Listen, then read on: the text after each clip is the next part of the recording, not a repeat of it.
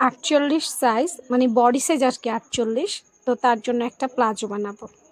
38, হ্যাঁ। দেখো আপুরা, বডি সাইজ দিয়েও কিন্তু সালোয়ার বানানো যায়। প্রথমে আপুর নিচের অসমান কাপড়টা সমান করে নিলাম যাতে সুন্দর হয়। এরপর পায়ের মুহুরি মেপে নিচ্ছি যে কতটুকু দরকার, নিচ থেকেই মাপটা স্টার্ট করলাম আর কি। তারপর নিচ থেকে মাপ ধরে উপর পর্যন্ত সালোয়ারটা কতটুকু আসবে সেখানেও একটা মার্ক করে নিলাম। দেখো, তোমরা চাইলে তোমাদের সুবিধা মতো আর কি উপর থেকেও নিতে পারবা, নিচ থেকেও নিতে পারবা। একই দিক থেকে নিতে হবে এমন কোনো কথাই নাই।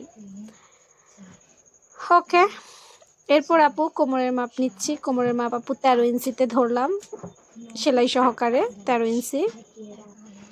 সুন্দর করে সোজা করে দাগ দিচ্ছি এবং এরপর হাইয়ের মাপ নিচ্ছি। একটা প্লাজো কাটিং কিন্তু খুব ইজি, খুব ইজি, খুব ইজি।